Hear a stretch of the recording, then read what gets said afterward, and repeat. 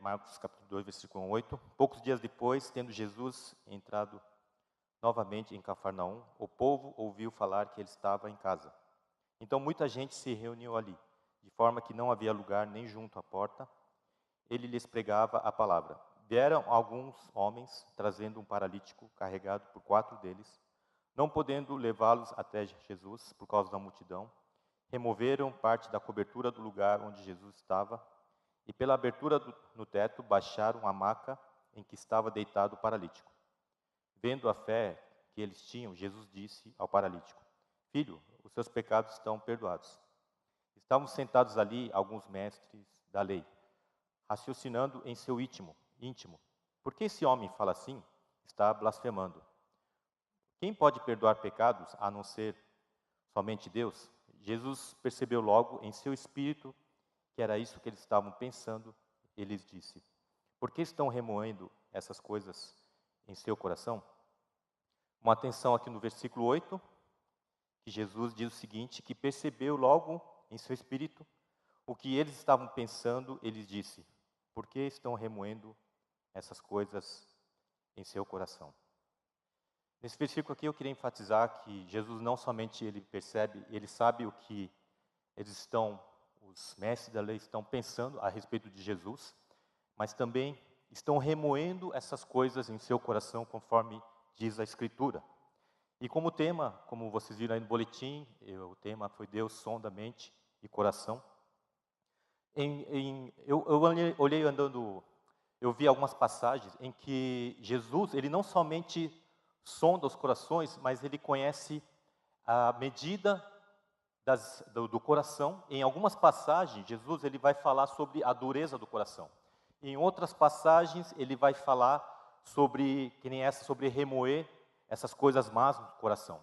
Em algumas outras, nós vamos ler logo em seguida, ele diz que o seu coração está longe de mim. É bem interessante porque Deus, ele conhece, apesar de muitas vezes a gente fala assim, meu coração está frio, por exemplo. Mas, na verdade, é que Deus, ele conhece a medida do nosso coração. Ele não somente sabe se o seu coração está duro, mas também ele sabe se o seu coração está longe.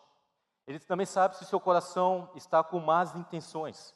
Sabe também se o seu coração está duro em até, se eu posso dizer assim, em porcentagem.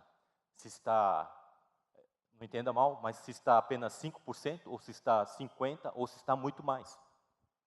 E em várias passagens nós vemos Jesus, ele revelando aquilo que os fariseus, os mestres das leis, estavam pensando.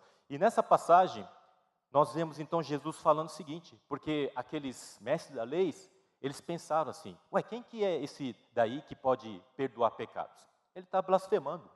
E Jesus, ele, sem que ninguém tenha falado, sem que ele tenha ouvido, ele acerta em cheio. Ele fala, vocês estão remoendo essas coisas no seu coração, essas coisas más a respeito de mim, e também estão pensando isso a respeito de mim. Em outra passagem que vocês conhecem, quando os fariseus, eles questionam Jesus sobre os discípulos deles comerem com as mãos sujas, impuras, que está lá um pouquinho depois de Marcos capítulo 7, o que Jesus diz para eles é o seguinte, que Jesus fala o seguinte, olha, bem profetizou Isaías acerca de vocês, hipócritas. E Jesus chama eles de hipócritas e fala o seguinte, esse povo me honra com os lábios, mas o seu coração está longe de mim. E aqui então Jesus detecta já um outro tipo de coração longe dele. Primeiramente, coração que remói coisas más a respeito de Jesus. E agora nessa passagem, Jesus detecta então corações que estão longe dele. E aí, quando nós vamos ver lá em Marcos, capítulo número 3, ele vai falar sobre a dureza do coração. Essa passagem é justamente quando ele está na sinagoga, e aí aqueles fariseus, então, eles ficam de olho em Jesus para ver se Jesus ia curar em dia de sábado. Era sábado, estavam na sinagoga, então os fariseus ficam de olho para ver se Jesus vai curar aquele homem da mão atrofiada para acusar Jesus, porque era dia de sábado. E aí, sem que Jesus ouvisse eles falar isso, sem que ninguém soubesse, Jesus novamente detecta os corações desses homens. E Jesus vai dizer lá, em Marcos capítulo 3, versículo 5, Jesus diz o seguinte: olhou para os que estavam à sua volta, e profundamente entristecido por causa do coração endurecido deles, disse ao homem: estenda a mão. Ele estendeu e ela foi restaurada. Então é bem interessante porque Deus, ele sonda milimetricamente os corações e as mentes das pessoas.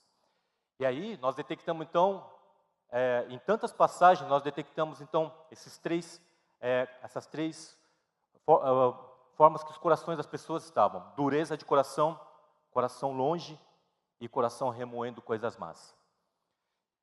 Mas é bem interessante porque Jesus, ele usa as palavras duras, né? Porque ele chamou então aqueles fariseus de hipócritas. E aí, de repente, nós vemos Jesus, ele falando, eu creio que falou de uma maneira muito dura: os corações de vocês estão longe de mim. Em outra passagem, vocês conhecem, Jesus fala o seguinte: vocês, fariseus, pertencem ao pai de vocês, o diabo. Palavra dura, né?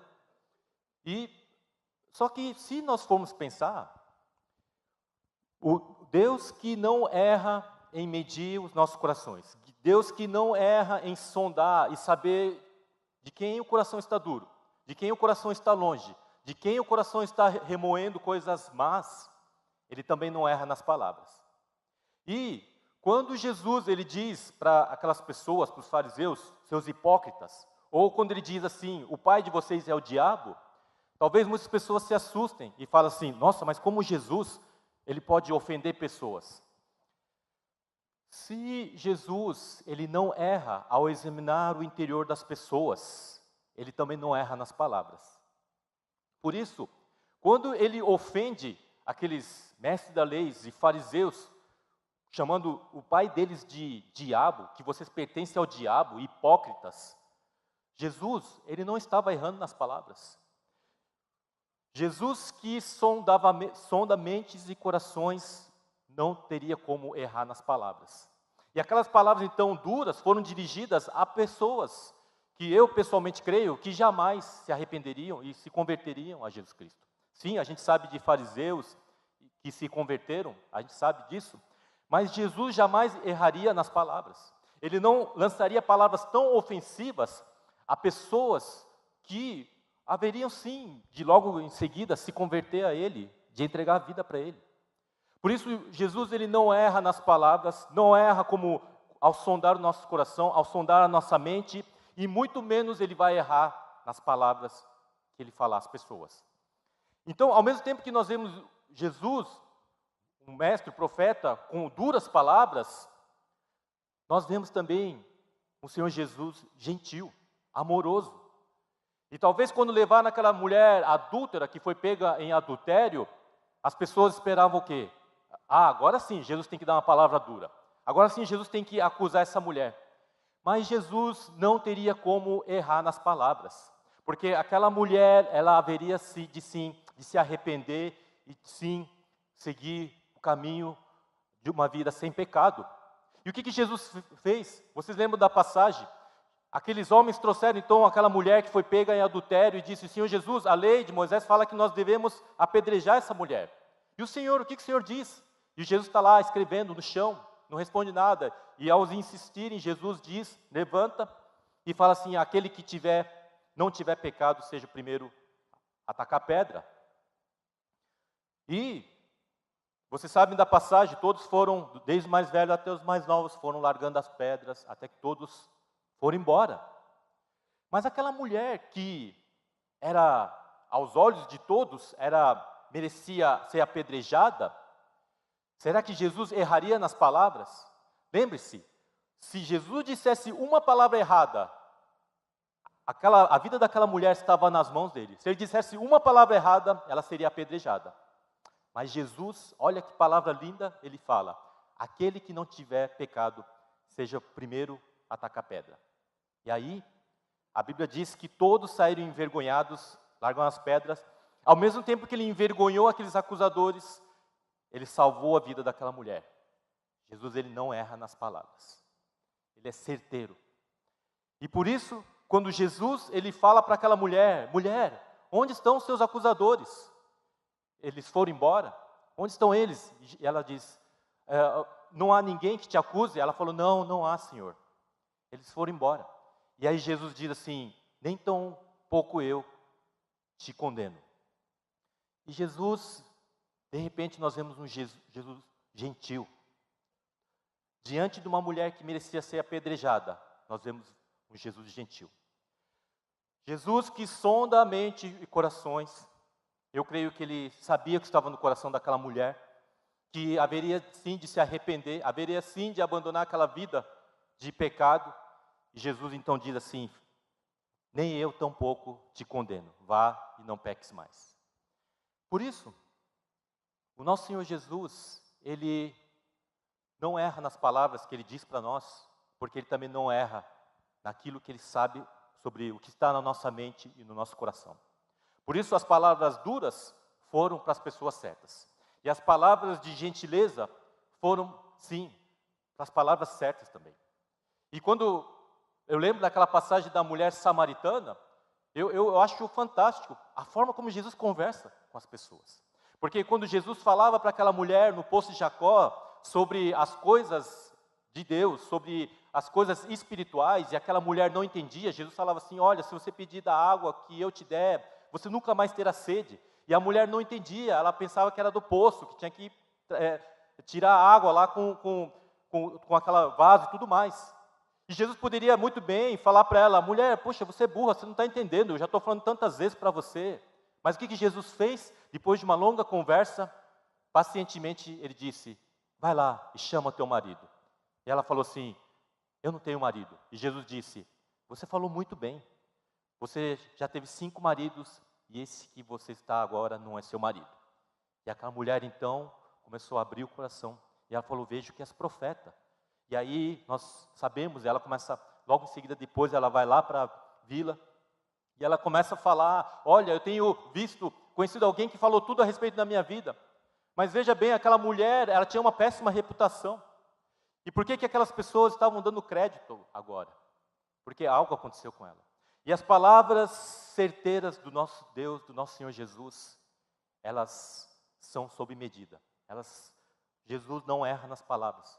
Não erra ao medir o nosso coração, ao examinar, ao sondar o nosso coração, tudo que está dentro de nós.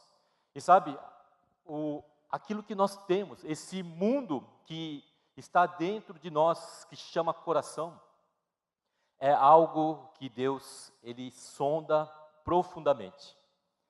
Por isso, que por mais que uma coisa que eu costumo fazer muito, e eu creio que é bom para todos nós, é nós sondarmos nosso coração, para saber a verdadeira intenção. Porque eu creio que uma coisa que não dá para esconder de Deus são as verdadeiras intenções. E por isso, eu creio que um assunto que nós devemos sempre levar diante de Deus é o nosso coração. E assim, então, Jesus, ele sonda, ele sonda de várias formas, se há dureza, se há frieza, se há, não somente se há dureza, se há frieza, mas ele sonda também a intensidade disso. Ele sabe a medida do nosso coração. Tem um livro que eu recomendo a todos, eu falei também no culto da CM, é de Jonathan Edwards, eu sei que muitos aqui conhecem. O nome do livro se chama Genuína Experiência Espiritual. Esse livro aqui, ele fala sobre as emoções santas. O que seria emoções santas? Não que existe emoção, aí talvez alguns devem pensar, mas o que é emoção não santa então? O que ele diz no livro aqui é que as emoções santas são as emoções fruto do coração, da alma regenerada por Deus, daqueles que entregaram sua vida a Cristo, que se tornaram cristãos, nasceram de novo. Porque as emoções que o mundo nos oferece, as emoções passageiras, então nós poderíamos dizer que não são santas. E nesse livro, o que Jonathan Edwards está nos sugerindo é o seguinte, que o ser humano, eu e você, nós somos seres emocionais. E é do agrado de Deus, é da satisfação de Deus, Ele te dá emoções santas. Ou seja, você sabe quando você manifesta aquela alegria em Deus, aquele regozijo, amor por Deus, de várias formas, alguns pulam, dançam, choram e batem palmas, e todo tipo de expressão que nós temos diante de Deus, ele menciona então de emoções santas. E a emoção, aquilo que nós sentimos de alegria em Deus, aquilo que nós regozijamos, muitas vezes choramos e às vezes até rimos, pulamos, cantamos, isso tudo é do agrado de Deus. Ou seja, ele diz aqui o seguinte, que nós jamais devemos julgar aqueles que manifestam essas emoções santas. Aqueles que muitas vezes demonstram em forma de uma forma mais intensa, pulando, cantando, que nós jamais devemos julgar e falar assim, isso daí é só emoção momentânea. Por quê? Porque Deus, Ele sabe as intenções do coração. Deus sonda, sim, a sinceridade daquela pessoa. Então, se a pessoa, ela faz de todo o coração para com Deus, nós jamais devemos julgar essa pessoa. Porque ela faz para Deus, e quem mede, quem julga, quem conhece muito melhor do que eu e você, é Deus. Mas, ao mesmo tempo, nós não devemos julgar aqueles que não manifestam tanto. Aqueles que são mais introvertidos, mais retraídos e buscam a Deus de uma forma mais silenciosa. Não quer dizer que a pessoa não está buscando a Deus ou que não ama a Deus, não tem nada a ver. A pessoa sim também está se entregando, ama a Deus, mas são formas diferentes. Mas o que ele enfatiza é que nós jamais devemos julgar as emoções que são algo que Deus nos deu. Sabe, quando eu não era convertido, eu era um cara que buscava muito emoções. Eu já compartilhei aqui há muito tempo atrás. Quando eu fumar maconha, eu não somente gostava de fumar maconha, eu bebia bebida alcoólica. Quando eu ia nas noitadas, eu não somente ia numa noitada, mas eu já emendava outra e, em vez de acabar às 4 da manhã, acabava às 11 da manhã. Quando eu andava de moto, quando ainda era menor de idade, eu gostava de tirar racha todo dia. Por quê? Porque era alguém que ansiava por emoções. Uma vida emocionante é uma vida boa, gostosa, na verdade. É uma vida que te traz, vamos dizer assim, emoção, traz sentido.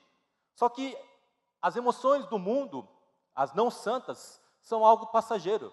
Por quê? Porque eu usava as drogas, bebia e nunca satisfazia. Era sempre um vazio e sempre fazendo coisa pior e mais pecado, e mais sujeira, mais imundícia. Mas as emoções que Deus dá, sentimentos que Deus dá, são infinitamente maiores do que passageiras que o mundo dá. Por isso que naquele dia que quando Deus, estava no monte e quando Deus ele falou comigo, e naquele dia eu entreguei minha vida para Cristo, aquele instante que Deus falou comigo, houve um sentimento muito melhor, infinitamente melhor do que todas aquelas emoções do mundo.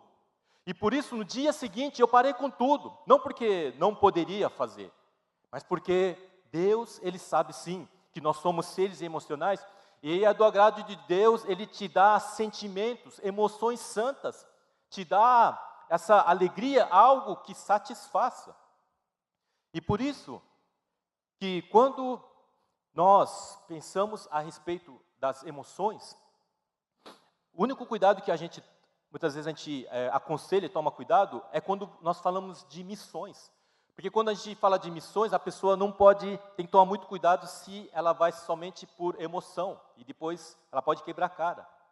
Mas, quando nós falamos de emoções geradas pelo Espírito Santo, entenda isso, que é do agrado de Deus, que você experimente da alegria dEle, que você experimente de uma vida de aventura nele. Sabe, a vida cristã é uma aventura infinitamente melhor do que a aventura do mundo, passageira do mundo, momentânea do mundo. E é do desejo de Deus que você seja satisfeito nele, através da sua emoção também. E é isso que o livro enfatiza muito. E muitas vezes às vezes alguma vez, um irmão que era, sem querer julgar essa pessoa, ele falou o seguinte, ao ouvir essa pessoa orando, esse irmão era bem mais tradicional, e essa pessoa que estava orando, possivelmente com lágrimas nos olhos, porque estava fazendo uma oração mais sentimental, expressando o amor de Deus, se derramando, e aí esse irmão que é bem mais tradicional, sem querer julgar, e ele disse o seguinte para essa pessoa: minha irmã, cuidado com as suas emoções, hein? Querendo dizer assim, olha, isso aí não é de Deus, viu? E o que pode acontecer muitas vezes é isso não somente ferir, mas nos abater. E sendo que Deus ele está recebendo, Deus está se agradando porque aquela pessoa está sendo sincera e derramando o seu coração diante de Deus. Por isso que quando nós falamos das coisas a respeito de Deus, sobre o nosso coração, nós podemos entregar ele sem barreira nenhuma. Sabe, quando nós vemos a passagem que Davi, ele dança diante, quando traz a arca de Deus de volta, que representa a presença de Deus, que traz de volta a cidade de Davi, lá em 2 Samuel capítulo 6, diz que a Bíblia nos fala que Davi, ele estava dançando com todas as suas forças. E sabe, eu não creio que alguém que está triste emocionalmente, sem nenhuma alegria no coração, pode dançar com todas as suas forças, e dançar com todas as suas forças, com a cara abatida, com o sentimento, tudo está uma droga. Não, eu não consigo ter essa imagem. Mas se ele estava dançando, se Davi era rei, ele estava dançando com todas as suas forças, eu creio que havia um fervor, uma alegria no coração dele, havia emoções, havia sentimentos. E a Bíblia, nessa passagem aqui, vai falar o quê? Que quando a Mical, a esposa dele, rejeitou Davi porque ele estava dançando, porque ele tirou o colete sacerdotal, e ela falou assim, você, Davi, você fez uma coisa vergonhosa diante das pessoas. E aí, sabe o que Davi fala? Davi fala o seguinte: foi perante o Senhor que eu fiz para Ele, e eu vou fazer de novo, não importa. E quem é Davi para Deus? Vocês lembram? Davi, o que Deus disse a respeito de Davi? Davi, um homem segundo o meu coração. A Bíblia só fala de um homem que Deus se referiu a um homem segundo o meu coração, Davi. E eu sei que tem várias outras características sobre Davi como um homem segundo o coração de Deus. Mas eu não tenho como descartar e considerar essa principal. De alguém que mesmo sendo rei, ele preferiu, mesmo que se as pessoas, a mulher dele despreza, se ele está de alguma forma passando um pouco de vergonha, mas ele diz assim, eu fiz para Deus, eu fiz perante Deus, e eu vou dançar sim, eu vou pular de alegria sim. E a vida cristã deve ser isso. Ela deve ter algo no coração que nos faz pular, não somente pular, mas nos faz, sim, ter emoções verdadeiras e tão claras que não haja nenhuma dúvida de que sim, de que Deus, Ele quer nos completar, e sim, no nosso coração. Porque o nosso coração é aquilo que nós temos de mais valioso. É onde há esse mundo, onde gira tantas coisas, pensamentos maus, pensamentos bons, conflitos, tristezas, alegrias. E Deus quer justamente o nosso coração. E talvez você pense assim, mas Deus tem um coração? Em Gênesis capítulo 5, no versículo 6, diz o seguinte: então o Senhor arrependeu de ter feito o homem sobre a terra, isso cortou-lhe o coração.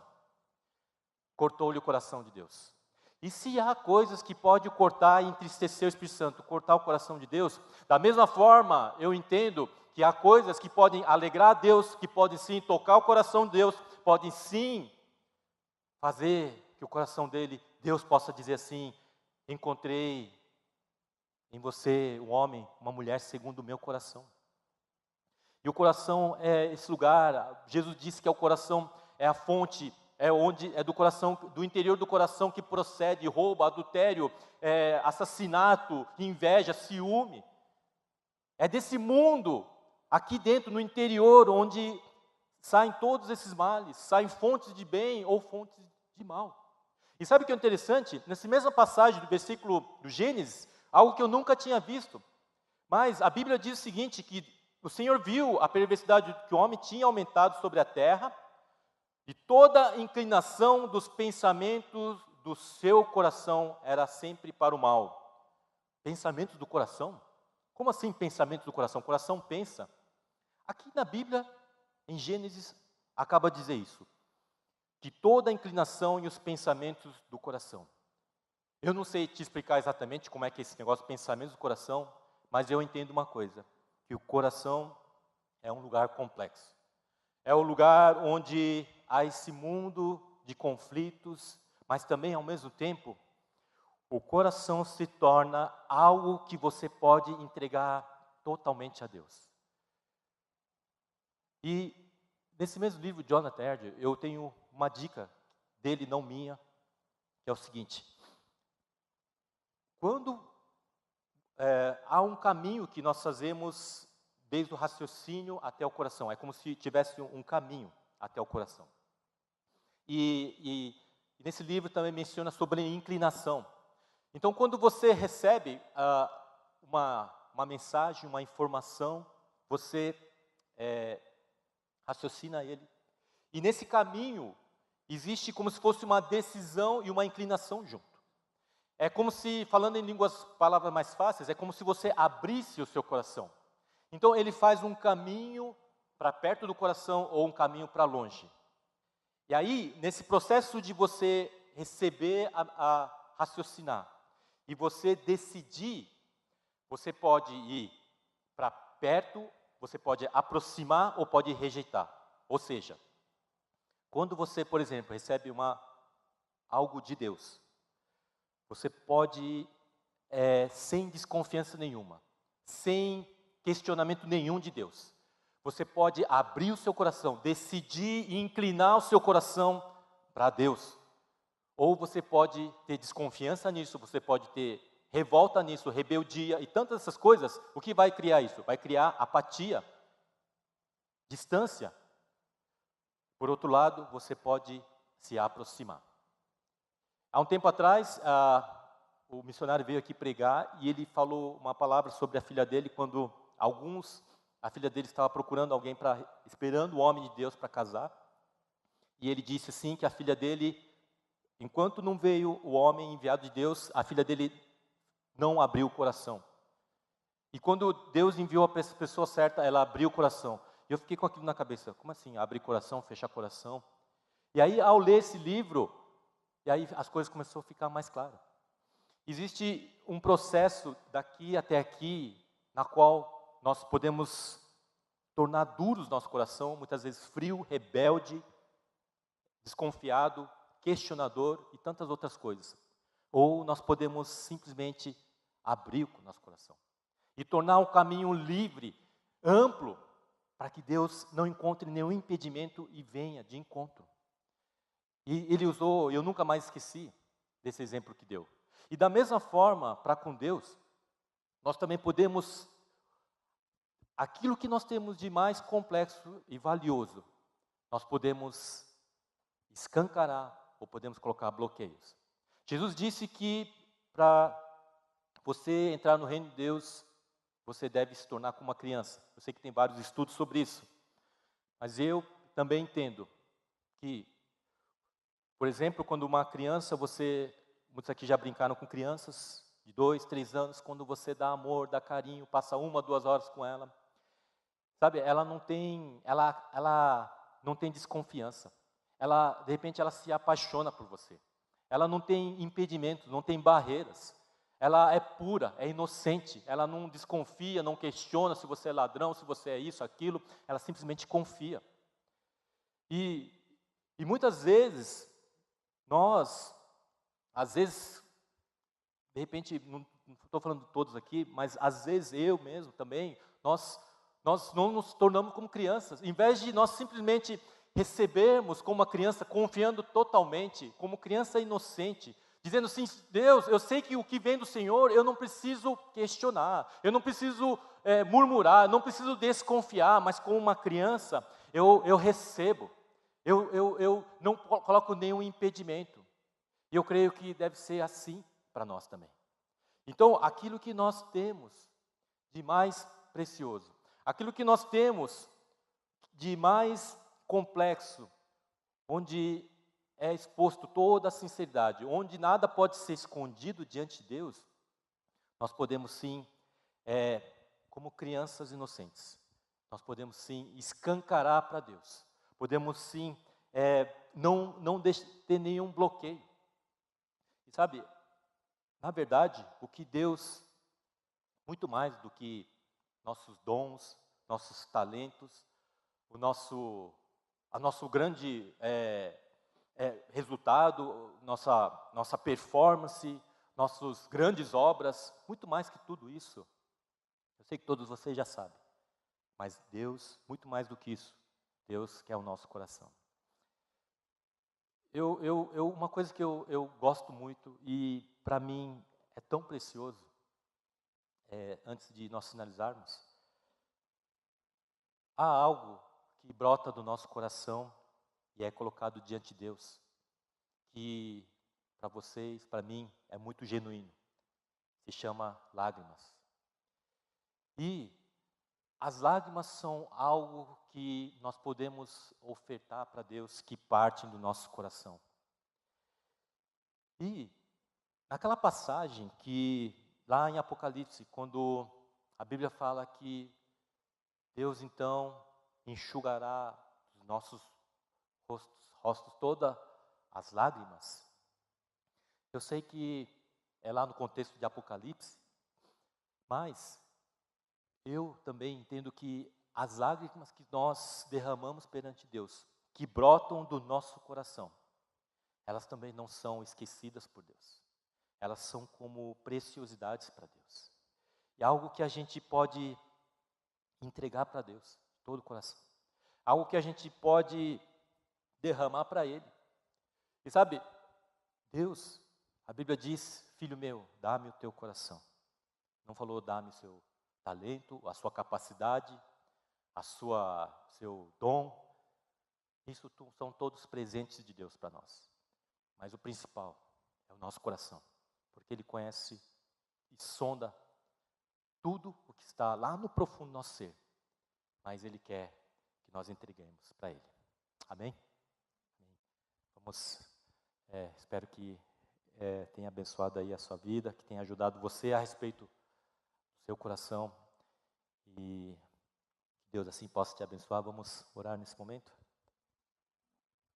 Pai, Tu és um Deus que sonda a mente e corações, Pai. E o Senhor sonda, Pai, de uma forma tão detalhada, Pai, que o Senhor sabe a intensidade, Deus. Às vezes, se o nosso coração está desejando algo ruim, o Senhor sabe até a intensidade, Pai. O Senhor sabe detalhadamente, Pai, se nosso coração está duro, está, às vezes, muitas vezes, rebelde.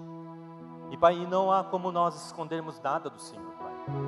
Mas, ao mesmo tempo, o Senhor quer, Pai, que nós entreguemos nosso coração, Pai. Não somente, Pai, em medida. Não de uma forma, ó Deus, como muitas vezes nós adultos somos, Pai, e desconfiados com talvez alguma revolta, algum questionamento sobre aquilo que o Senhor falou, aquilo que o Senhor fez. Mas talvez como crianças que confiam totalmente no Senhor, que falam: Deus, eu escancaro o meu coração para Ti, Pai, porque quando se fala a respeito do Senhor, do que o Senhor quer falar para mim, Deus, eu não preciso desconfiar, eu não preciso ter rebeldia, não preciso ter questionamentos, mas eu posso escancarar, eu posso dizer: Deus, nessa hora eu me torno como uma criança inocente, Pai, que confio em Ti, e não há nada, Pai, que eu quero pôr, Pai, como barreira, mas sim, Pai, como criança inocente, Deus, que confia totalmente em Deus. eu entrego, eu escancaro.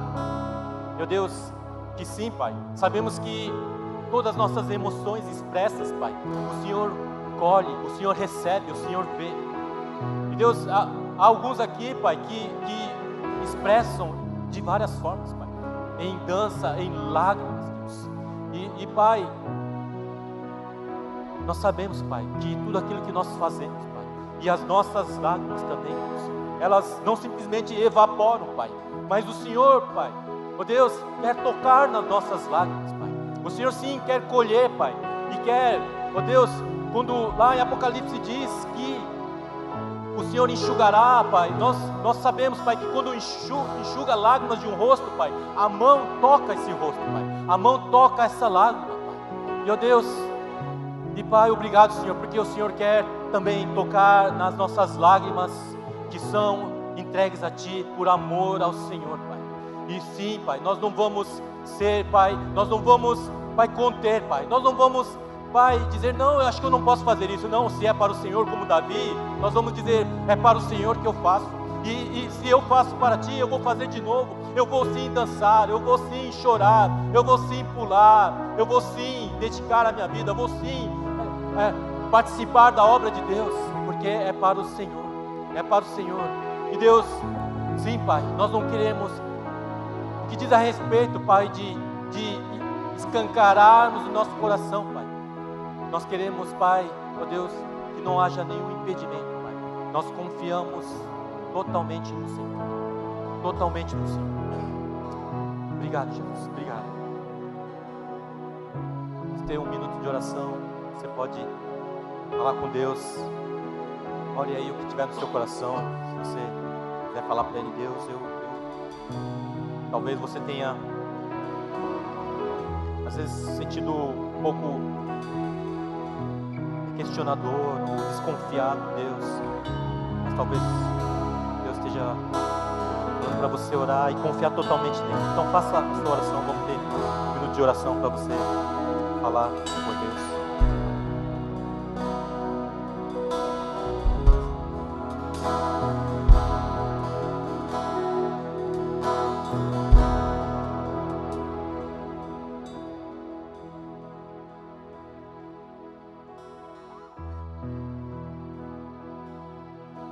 Mas sabemos que na verdade, às vezes nós complicamos, Senhor Deus, sendo que muitas vezes nós precisamos simplesmente entregar tudo para Ti, nosso coração, completamente. E assim, muitas coisas se tornarão mais simples. Nós seremos movidos, Pai, por algo muito maior. Porque nosso coração estará cheio de amor pelo Senhor. Obrigado, Pai. Obrigado, Deus, por sondar nosso coração. E aquilo que nós temos de mais valioso, nós queremos entregar a Ti, Jesus. Assim que cada um aqui, Pai, se há pessoas aqui, Deus, que tinham dificuldade, Pai, Deus, que sim, o Senhor possa, Pai, dizer, filho, filha, você pode confiar totalmente em mim. Obrigado, Deus.